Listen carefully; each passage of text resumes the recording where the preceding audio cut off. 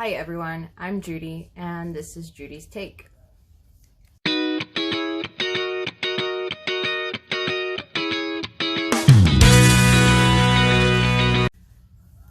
Okay, so today I have a guest. Hi guest. Hello. So this is Pete. He happens to be my husband sometimes. Okay, all the time. So me and him always talk about politics, and I thought that it would be kind of cool to, go back and forth on our little banter that we have usually. So anyways, I kind of wanted to talk about some of this post-election stuff that we've been hearing with Trump being all crazy and whatnot. So one of the things that I talked about in my last video was how people were concerned about Trump possibly doing some kind of coup. And so what are your thoughts on that? Well, one, it's blown out of proportion. The idea that he has control over military generals. I mean, the basic fact that being a soldier, you being a soldier, that... What? Go ahead, sorry. We've both been in the military, we both understand that, anyways, drilled into our heads since day one that we do not follow unlawful orders, no matter who they come from, including the President of the United States, Commander-in-Chief. The generals themselves are held, along with every soldier, is to uphold the Constitution before anything else. That includes against all enemies, foreign and domestic, and those who wish to violate the Constitution by somehow making the military make Trump win is ludicrous at a minimum. So what do you think about how they're like, oh, well, they're changing everyone in the Pentagon? You can change everyone in the Pentagon, doesn't change the fabric of the military.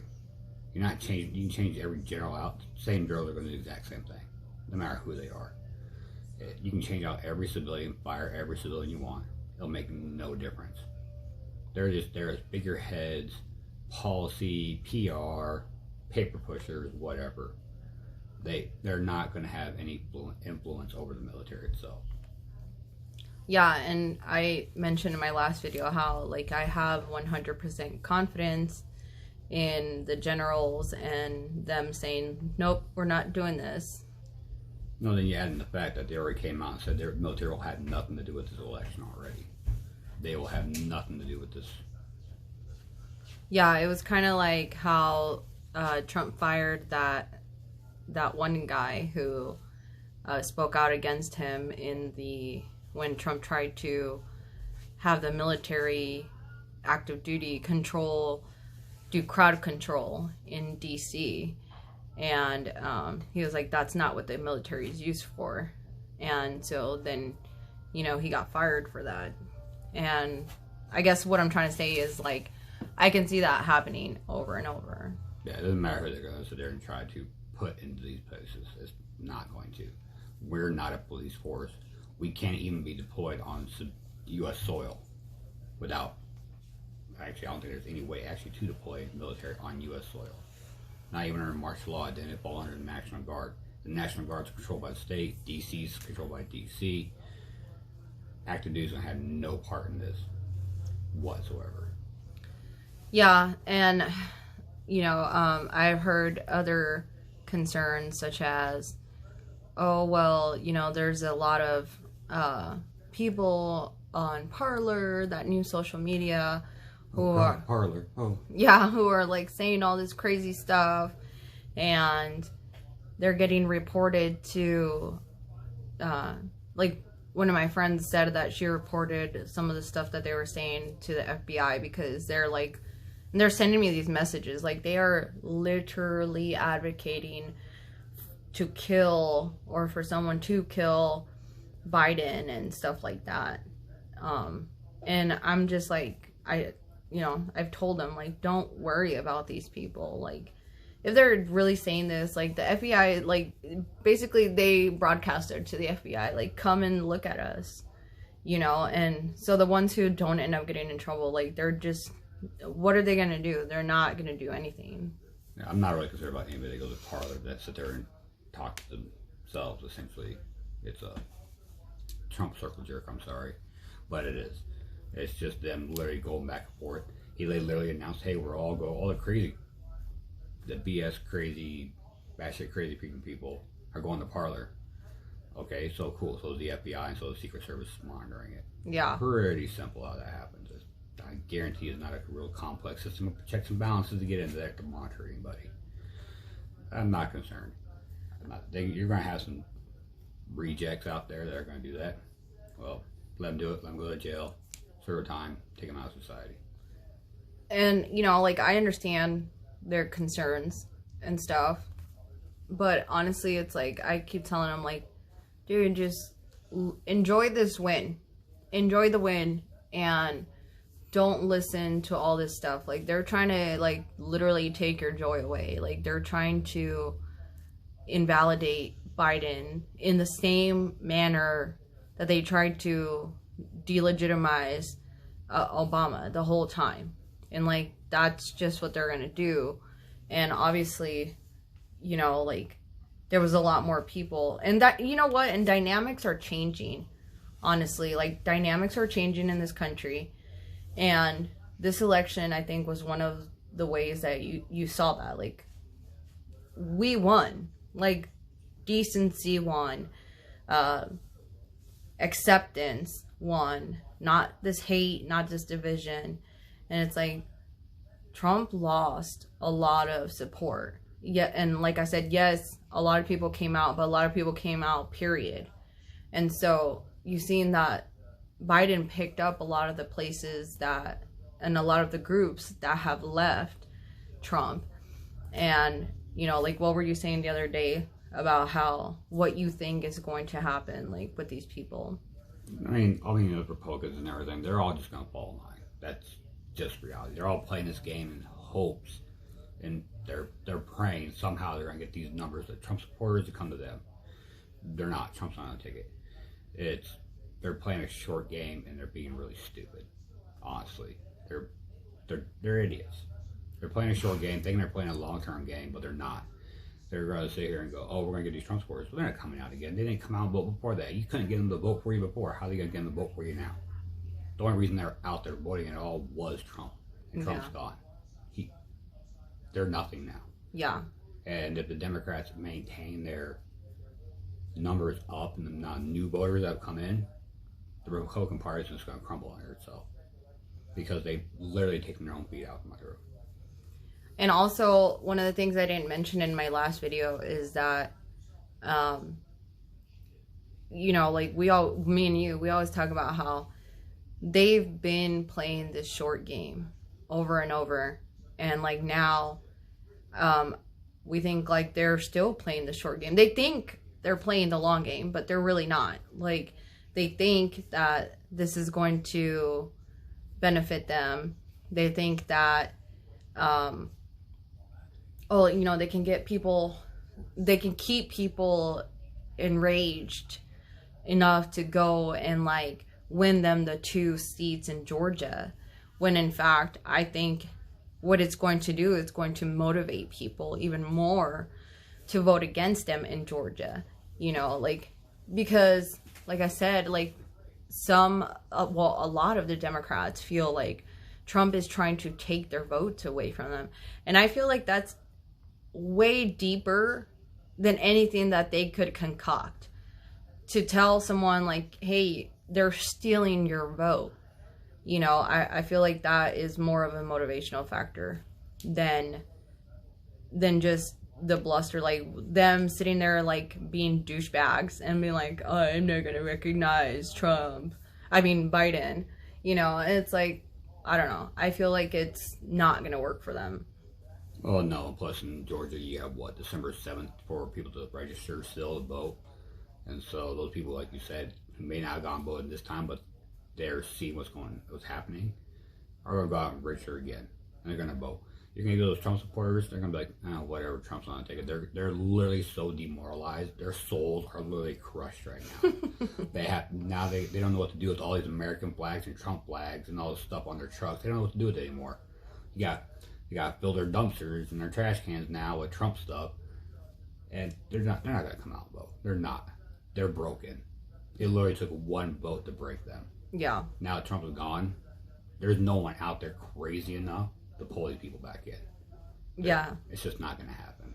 Like, I told one of my friends, not even Lindsey Graham or Ted Cruz can out crazy the crazy that Trump is. You can't pretend crazy because Trump was actually freaking crazy. Yeah. You can't pretend to be that crazy. You can't. He just actually was batshit crazy. Yeah, that's true. You can't fake it. So what do you think? Do you think that, make some predictions right now. I like doing that. Right. Do you think that the Democrats get the 2 Georgia seats? I would put over a 50% chance. There's better than a 50% chance right now that they actually get both. Because of the factor that you'll have Trump supporters that are not going to come out. You're going to have the Democrats who are so motivated. They're, like I said, they're sitting there saying the wind in their backs. Right from now, the wind. They have that, but they have the fact that also, like you were saying, they're sitting there telling them that their vote doesn't count. The president's been telling them that. Oh, and that reminds me what we talked about. Sorry. That reminds me what we talked about. That. Don't judge me. Too late. That, oh man, I forgot. What was I talking about? Well, I was talking about Georgia. Yeah, and what did I say? Anyways, go ahead. No, what was I saying? I don't know. All right, well, okay. Well, I was saying something about Trump being defeated and all the Trump supporters. Oh, your prediction for Florida or for Georgia? Oh yeah, there's going to be a greater than 50% chance that they actually get both seats. Democrats have the momentum right now coming out, and the fact that they're sitting there, they're going to make sure they go out and vote.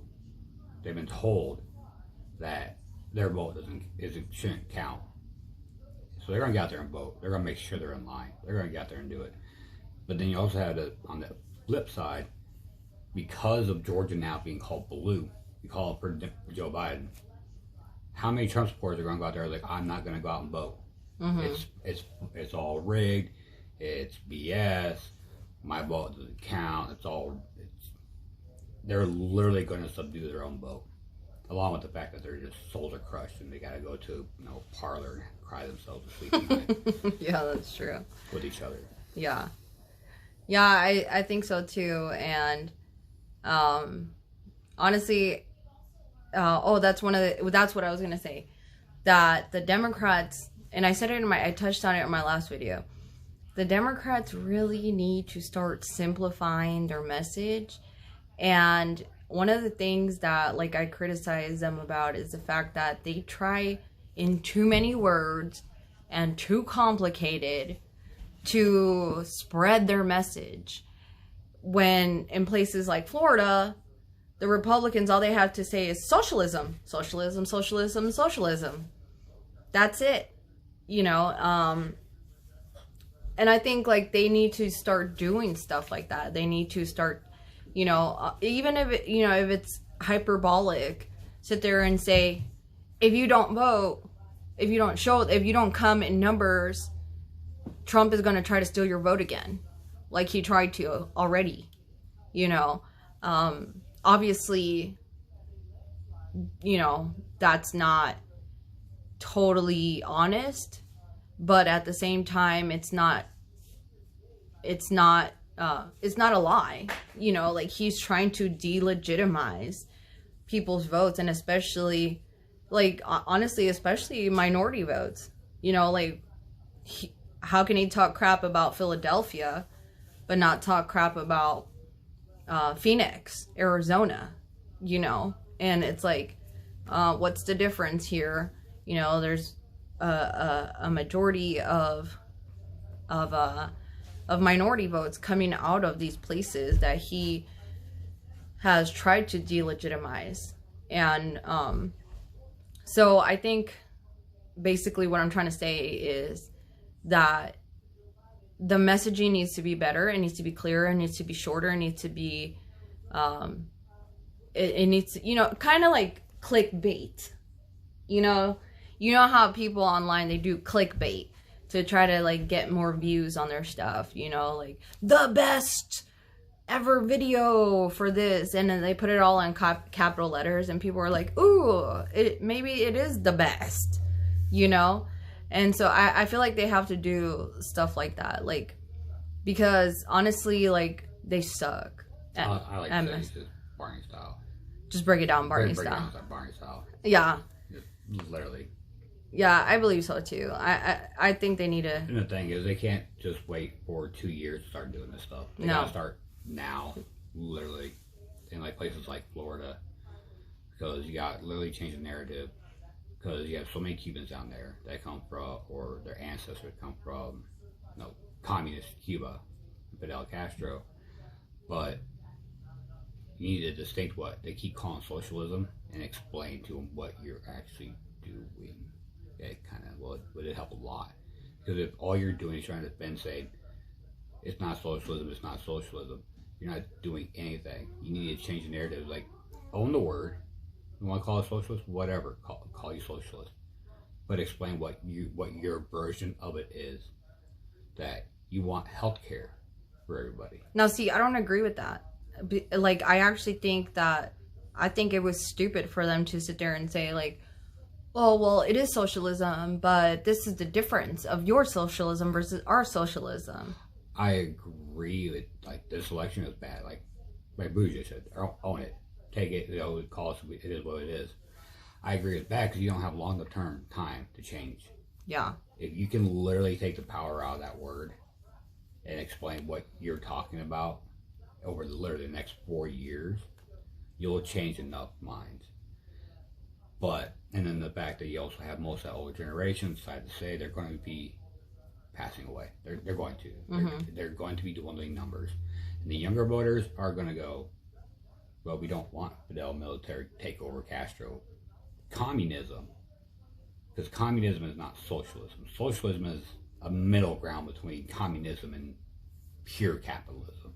Okay, so maybe some people will be mad at me for this, but honestly, sometimes I'm like, who gives a crap? Especially in Florida. It's like... we need to build a wall across Florida and just leave them there. I'm serious. It's like...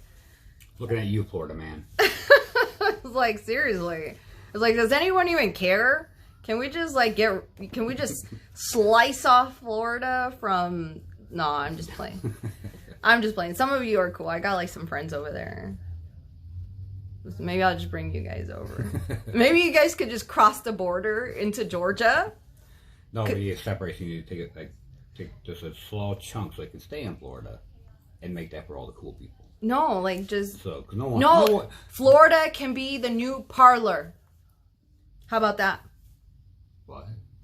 Isn't it already? Well, yeah, but I'm just saying, y'all cross over to Georgia. It's your neighbor. They have been woke. I don't know if they feel that way about Georgia. It's like us in Iowa. Well, I don't know. It's like, they're from Iowa. I'm just saying.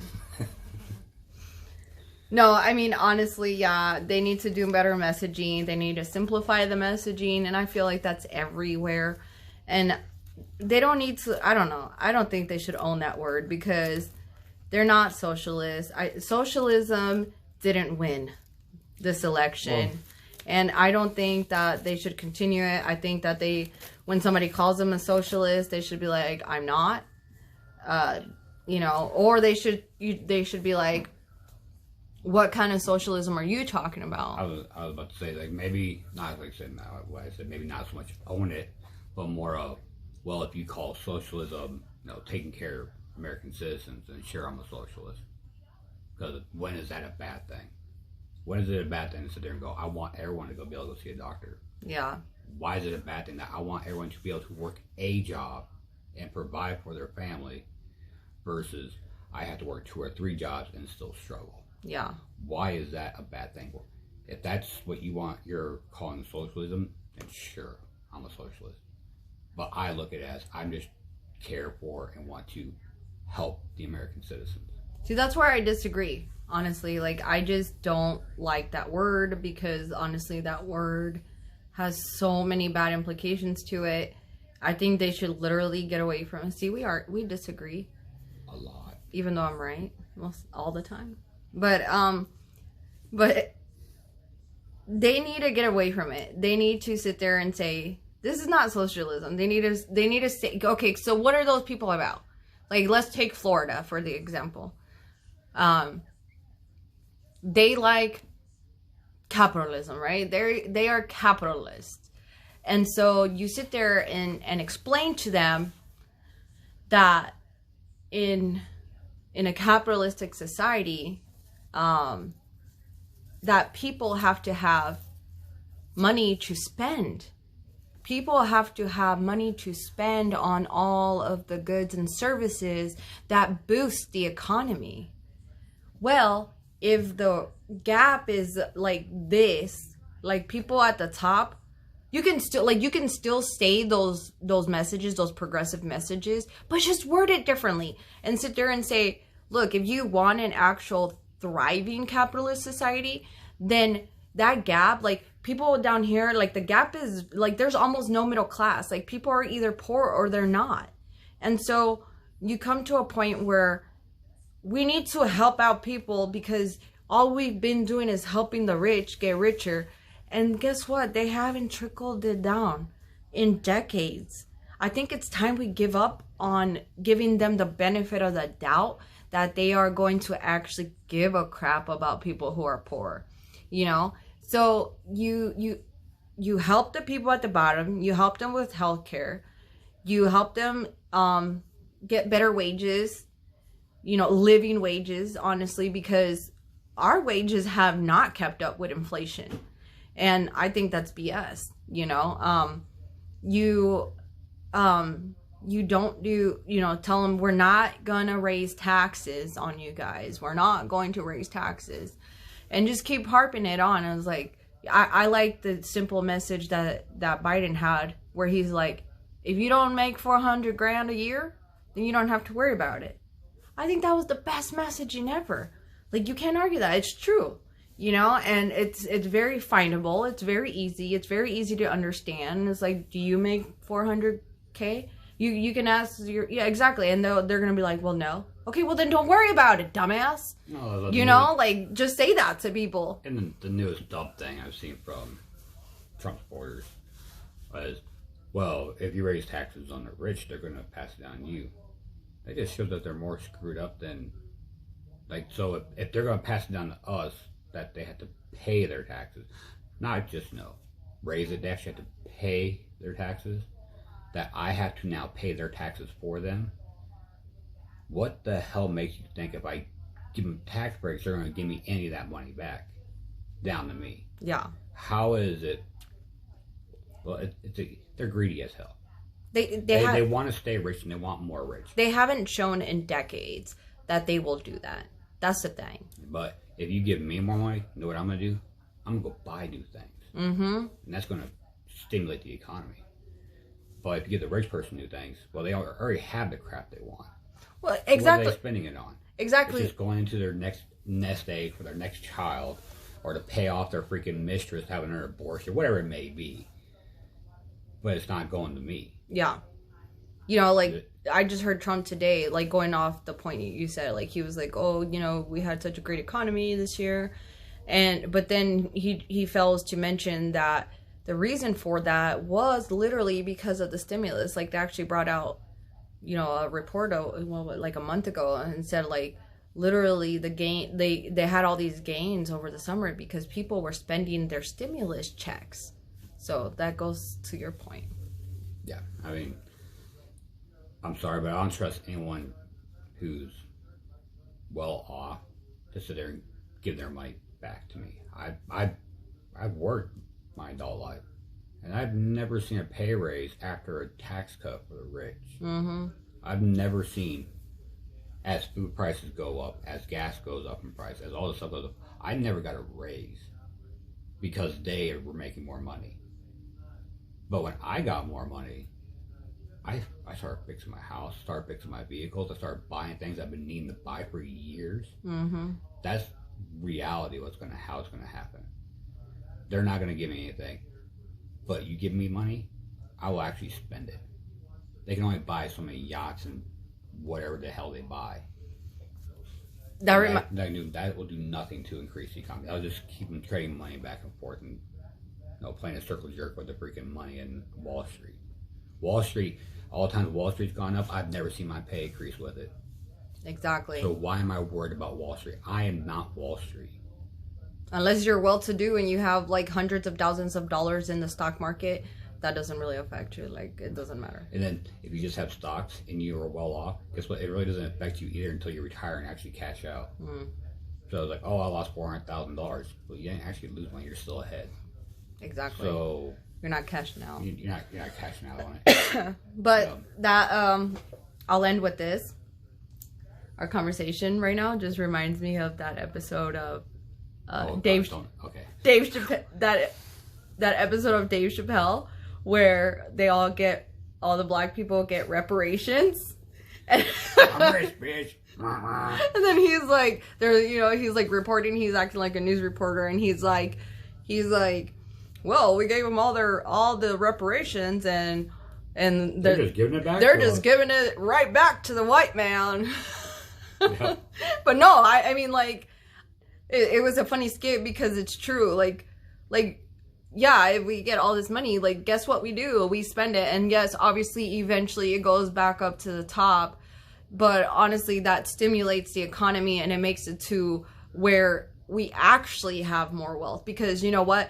When you go and buy that new TV, you make sure that person who checked you out has a job. You made sure that the security staff at night at that place has a job. You made sure that the truck driver who took that product to the store has a job. You made sure that the manufacturing place where they manufacture it, those people have a job. I mean, it's such a network of individuals that we don't even like think about on a daily basis. But all these people, like, when you are giving money to all these places, like, yes, obviously the rich people get rich, but we also get rich too. We make sure that all these people have jobs. If we don't have money and we're not going to buy stuff at your store, then guess what? They're gonna have to lay off people. That's just the way it works. But yeah, I just wanted to leave it on that note about the Dave Chappelle skit. Because he's funny. Oh God, he's hilarious. He needs to do some more skits like that. Anyways, thank you guys for watching. And I hope you enjoyed me having a guest. I will see you guys soon.